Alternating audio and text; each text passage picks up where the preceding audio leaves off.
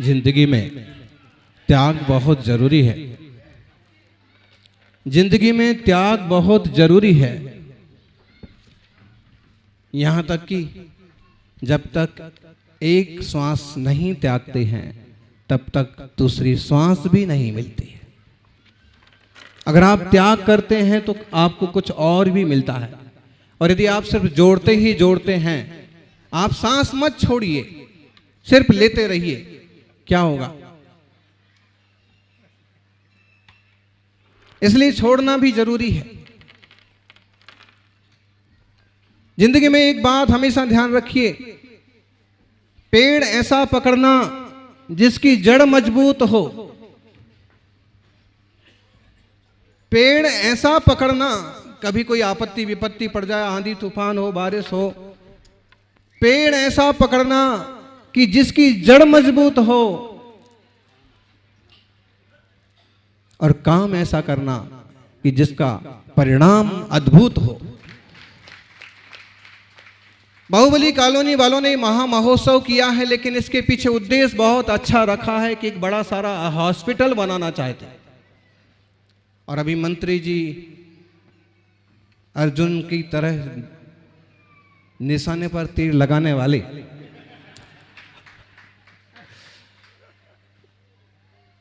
बहुत चल रहा था कि अर्जुन बाहर हो जाएंगे, लेकिन हमारी मन का भरोसा था कि अर्जुन बाहर नहीं होता। मालवीय जी बहुत बार आते थे, आशीर्वाद उनको भी दिया। इस बार बड़ी दुविधा की स्थिति रही, लेकिन प्रभु कृपा से दोनों इस जिले में राजनीति में ऊंचे स्तर पर मंत्री पद पर पहुंचे हैं। और अर्जुन जी जो काम कर रहे हैं, करते रहिए। और बात ये सच्ची है, आप जितने बार आते हैं, बार बार आते हैं और जरूर आते हैं।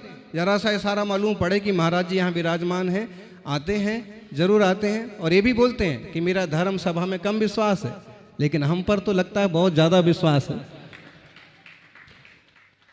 इसलिए जनता के काम करते रहें, समाज सेवा करता रहें। और एक बहुत अच्छी बात जो आपने कही, जो अक्सर कर साधु कहते हैं कि धर्म में राजनीति लाएंगे तो समाज का, देश का नुकसान होगा, और राजनीति में यदि धर्म ले जाएंगे तो देश का, समाज का उद्धार होगा। शब्द लगभग मिलते जुलते हैं, लेकिन आशय बहुत गजब का है। माने धर्मात्मा का रूप लेकर के आप धर्म में राजनीति मिलाने लगेंगे, समाज में ऊंचा नीचा करने लगेंगे, लोगों में दुर्भावना फैला लगेंगे, तो गलत है। लेकिन राजनीति करते हुए भी जीवन में धर्म रहे, जीवन में एक आस्था रहे, जीवन में एक प्रेम रहे, सबको जोड़ के चलने का एक भाव रहे, निश्चित रूप से वो राजनीति भी सुचिता की राजनीति होती है।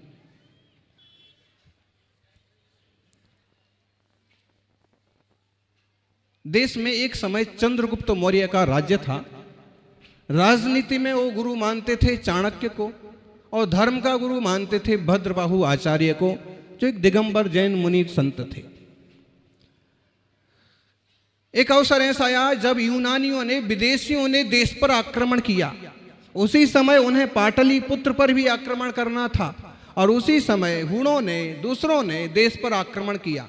चंद्रगुप्त की बुद्धिमानी देखिए कि उन्होंने कहा कि देश में जो दुश्मन है, या देश में जिन्हें हम दूसरा मान रहे हैं, उनसे तो हम बाद में निपट लेंगे, पहले विदेशी शक्तियों को रोकना जरूरी है। और इसलिए सबसे पहले उन्होंने विदेशियों का मुकाबला किया, उन्हें पराजित किया, देश की सीमा सुरक्षित की, बाद में देश की रियासतों को मिला करके पूरा का पूरा एक विकसित सुराष्ट्र बनाया। लो, अब वर्तमान मंत्री हैं तो पूर्व मंत्री का होना भी तो जरूरी है। भवानी जी,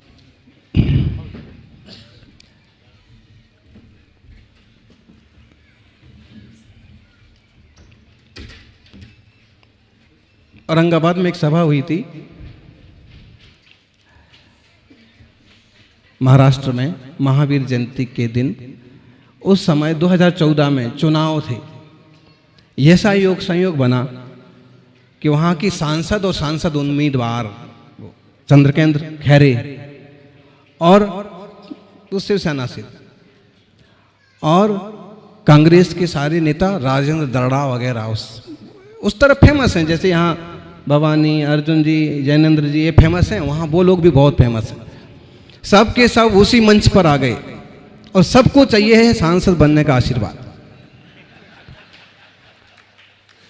2014 में हुए थे ना चुनाव, तब की बात। तब हमने ऐसा तो कुछ नहीं बोला, लेकिन हमने ये जरूर बोला कि आज भी जैन धर्म में कहिए, आज भी धर्म में इतनी क्षमता है। जो हम फोटो देखते हैं, महावीर स्वामी के सामने एक फोटो बना दिया जाता है कि शेर और गाय एक घाट पर पानी पी रहे हैं। सौभाग्य है धर्म का कि धर्म सभा में जाकर के विरोधी पार्टी के नेता भी एक घाट पर पानी पीते हैं, भाईचारे की, प्रेम की, आत्मीयता की बात करते हैं। अगर आज इतना धर्म का अस्तित्व और प्रभाव है तो ये भी हमारे देश का सौभाग्य है। वरना विदेशी नीतियों में देखिए आप लोग क्या से क्या कर डालते हैं। हमने नीति, राजनीति, ये सारी चीजें हैं, 2 नंबर पर हैं। 1 नंबर पर है मानवता, समाज का उद्धार, देश का विकास।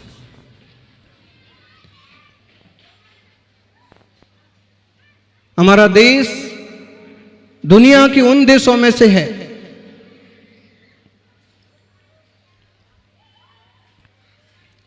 जो आत्मनिर्भर, सुविकसित और सांस्कृतिक है। राष्ट्र ऋषि, विश्व ऋषि कहलाता है यह देश हमारे आचरण, हमारी पद्धति से। ऐसे दिगंबर नग्न तपस्वी साधुओं के दर्शन मिलते हैं तो केवल इसी देश में मिलते हैं, कहीं और दुर्लभ है। और इनकी साधना और इनकी निर्मलता की तो बात क्या करना। पंच महाव्रत, अहिंसा, सत्य, चौर्य, पूर्ण ब्रह्मचर्य और संपूर्ण परिग्रह का त्याग। अगर ऐसा कहें कि चलते फिरते धरती के देवता हैं दिगंबर मुनि, कोई आश्चर्य की बात नहीं है। ऐसा अजूबा देखने को, जो विश्व के 7 अजूबे की बात करते हैं, सबसे बड़ा अजूबा तो देखा जाए तो यही है कि इस कलयुग में भी अपने मन को, अपने जीवन को साध करके और समाज को उनके हित का उपदेश देते हैं, एक सही मार्ग दिखाते हैं। मिनिस्टर जी बैठे हैं। वास्तव में मिनिस्टर शब्द की शुरुआत तो मिनी से हुई। मिनी, छोटा, और जो छोटा बन के जीता है, ऐसे लगता है कि एक दिन वो मिनिस्टर जरूर बन जाता है।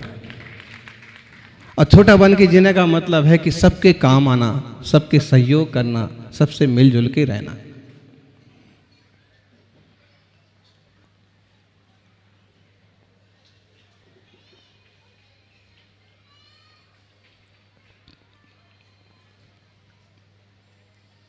मिनिस्टर, मिनी संसार में होता है, लेकिन ग्रेट बनना है तो फिर सन्यास की तरफ जाना पड़ता है। क्योंकि बड़े बड़े राजे महाराजे भी हमारे, जिन तीर्थंकर नेमिनाथ का अपन महामहोत्सव मना रहे हैं आज, केवल ज्ञान कल्याणक है। वो नेमिनाथ भगवान कृष्ण जी के चचेरे भाई थे, बलदेव के भाई थे, और उन्होंने भी राज सत्ता का त्याग किया और गिरनार पर तप किया, वो भगवान बने। महावीर भी बन गए, श्री राम भी बन गए, और बन करके समझ लीजिए कि वह सचमुच बन गए, भगवान बन गए, महापुरुष बन गए। जीवन में संघर्ष और पुरुषार्थ जरूरी है, करते रहें, आगे बढ़ते रहें।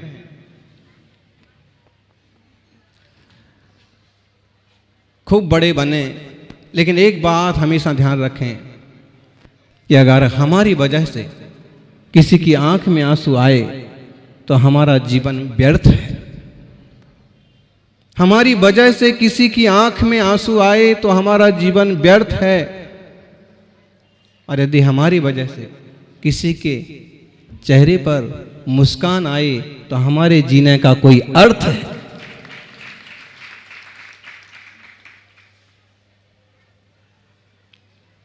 समाज नीति और राजनीति में काम करने वालों को हम अक्सर कर ये बात कहते हैं कि आप काम करिए, आगे बढ़िए, ऊंचाइयां नापिए, लेकिन जमीन को मत भूलिए। हवाई जहाज कितना भी ऊपर उड़ेगा उसे एक बार फिर वापस जमीन पर आना होगा। हम भी कितनी ऊंचाई पर जाएं, लेकिन ये ध्यान रखें कि हमारे पीछे भी कोई है, हमसे नीचे भी कोई है, हम किस लिए आगे बढ़े हैं।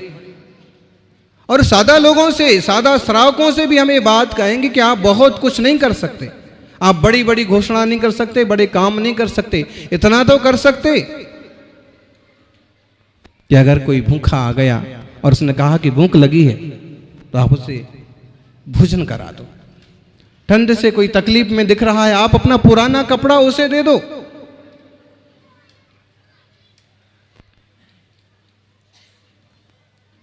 हम कुछ ऐसे लोगों को जानते हैं कि वो डॉक्टर हैं, हफ्ते में एक दिन मुफ्त इलाज करते हैं, अथवा कोई फीस नहीं दे पा रहा है, गरीब है, गरीब दिख रहा है, उसकी फीस औषधि की कीमत माफ कर देते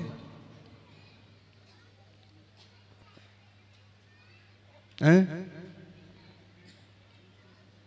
ऐसे टीचर्स हैं, ऐसे स्कूल्स हैं, और आपको हम प्रेरित करते हैं कि स्कूल खोलिए और आगे समाज के लिए, जरूरतमंदों के लिए आप शिक्षा प्रदान कीजिए, आप हॉस्पिटल बनाइए। सौभाग्य है कि बांसवाड़ा के लोग इतने प्रबुद्ध हैं कि वे अपने मन से, पिछला पंचकल्याणक हुआ था तब उन्होंने एक काम किया, आचार्य आदि सागर अंकलिकर गुरुकुल की स्थापना की। आज अनेक बच्चे वहाँ पढ़ रहे हैं, उसका सहारे से विकास कर रहे हैं। और इस पंचकल्याणक के बाद जो हॉस्पिटल की योजना आपने बनाई है आम जनता के लिए, सब लोगों के लिए, उसमें नगर परिषद के सभापति भी घोषणा कर रहे थे। अब इनका नाम सुन करके तो आप फर्स्ट टाइम यही बोलेंगे ना कि जैनेंद्र का मतलब है कि जैन साहब हैं। और आपको एक बात बता दें कि जहां तक हम सुने हैं, समझे हैं कि चरित्र उनका प्रायः वैसा सधा हुआ है कि श्रावकों के बीच आराम से बैठते हैं।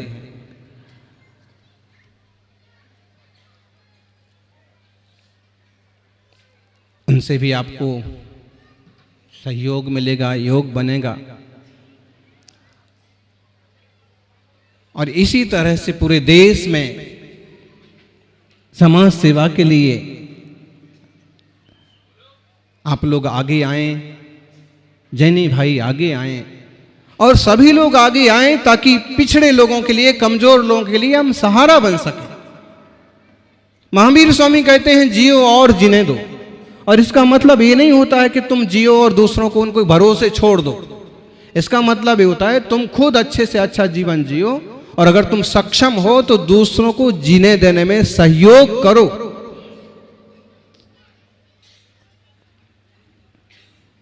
ये मंगलमय आयोजन जहां सभी धर्म भावना से भरे हुए हैं, दान पूजा भक्ति के परिणामों से पूरित हैं, निश्चित रूप से इस इंसान के जीवन को और सुंदर बनाएंगे और इंसान से हम भगवान बनने के मार्ग पर जाएंगे।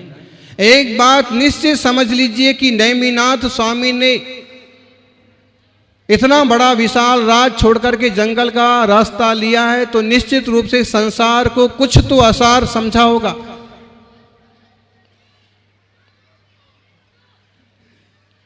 और उनको कुछ नया मिला होगा ना, कुछ विशेष मिला होगा। जब तक आप कोई बड़ा जॉब नहीं पालें, बड़ी नौकरी नहीं पालें,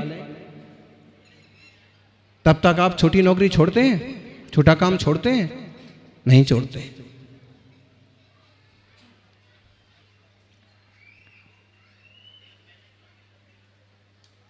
वैसे ही जब उन्हें कुछ विशेष आनंद, विशेष अनुभूति हुई तो उनका गृहस्थी का जंजाल छूट जाता है।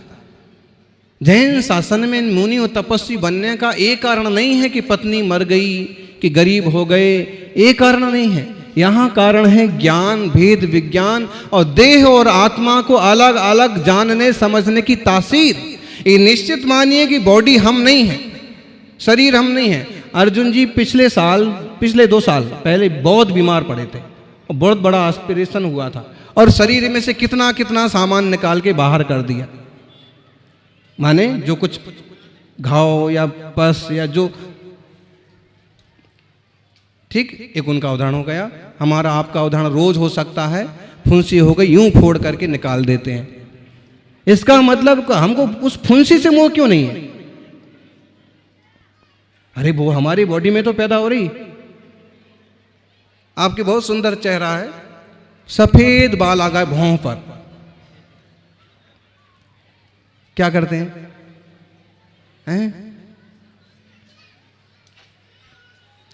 निकाल के फेंक देते हैं जी, वो आपका नहीं है। लेकिन वो एक देह दृष्टि से करने वाले ऐसा सुंदर दिखने के लिए करते रहते हैं, लेकिन ये मुनि त्यागी केस लॉन्च भी करते हैं। इन्हें पता है बॉडी अलग है, जानने देखने वाला में चैतन्य प्रभु आत्मा अलग।